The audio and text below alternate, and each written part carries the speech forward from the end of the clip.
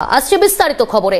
আচার্য উপাচার্যের সংঘাতের আবহে যাদবপুরে সমাবর্তন অনুষ্ঠান। রাজ্যপালের অপসারণের পরেও সমাবর্তন অনুষ্ঠানে ছিলেন বুদ্ধদেব সাউ। যাদবপুর বিশ্ববিদ্যালয় কোর্টের বৈঠকের পর শুরু হয় শংসাপত্র প্রদান অনুষ্ঠান। পড়ুয়াদের শংসাপত্র তুলে দেন সহ উপাচার্য অমিতাভ দত্ত।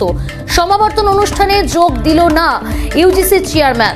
যাদবপুর বিশ্ববিদ্যালয় কোর্টের বৈঠকের পর এই সমাবর্তন অনুষ্ঠান। রাজ্যপালের অপসারণের পর সমাবর্তন অনুষ্ঠানে ছিলেন বুদ্ধদেব সাউ।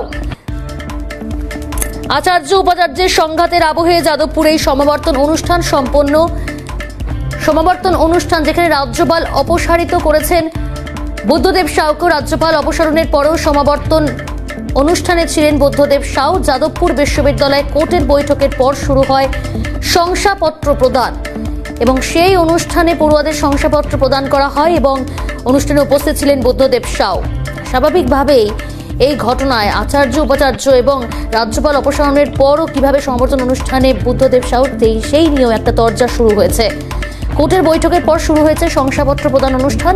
শংসাপত্র তুলে দেন সহ উপাচার্য অমিতাভ দত্ত। সমাবর্তন অনুষ্ঠানে যোগ দিল না ইউজিসি চেয়ারম্যান।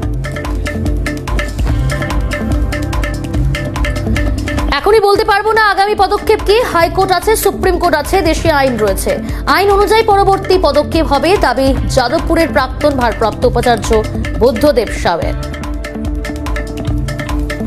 স্টেপ হচ্ছে কি, দেখুন স্টেপ হচ্ছে কি এক মুহূর্ত পরে কি স্টেপ সেটা এক্ষুনি বলা যায় না। তারপরে সুপ্রিম কোর্ট আছে, হাইকোর্ট আছে, দেশের ল আছে, তারপরে যা হবে তাই হবে। আমার ছাত্রদের কথা ভেবে সমাবর্তনে অংশগ্রহণ। উপাচার্যের পদের জন্য লালায়িত নই। বিশ্ববিদ্যালয়ের কোর্টের অনুরোধে সমাবর্তন পরিচালনা। এরপর আইন অনুযায়ী যা ব্যবস্থা হওয়ার হবে, দাবি যাদবপুরের প্রাক্তন ভারপ্রাপ্ত উপাচার্য বুদ্ধদেব সাউয়ের।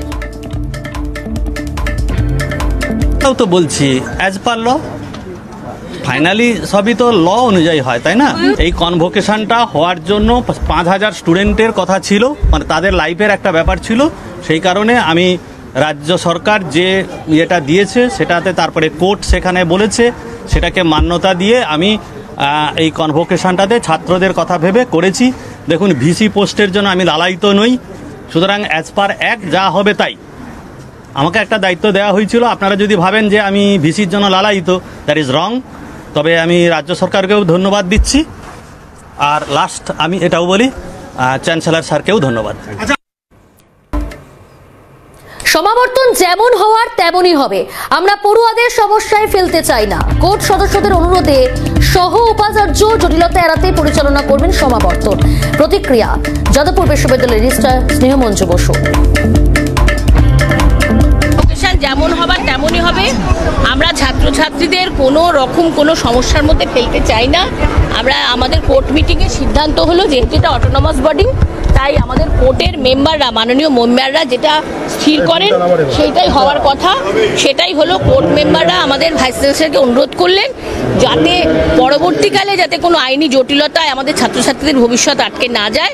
তাই এই কনভোকেশনটা পরিচালনার দায়িত্ব যাতে উনি প্রভিসি স্যার, যেহেতু তার পোস্টটা নিয়ে তো কোনো বিতর্ক নেই, তাকে যাতে উনি দিয়ে দেন এবং তিনি সেরকম দেবেন। হ্যাঁ, উনি থাকবেন এবং উনি দিয়ে দেবেন। ডিগ্রি আমাদের কোর্ট দেয়, কোর্ট তো অলরেডি দিয়ে দিয়েছে, ইসি দেয়, কোর্ট দেয়। এটা পৌরোহিত্য করবেন সহ উপাচার্য। হ্যাঁ।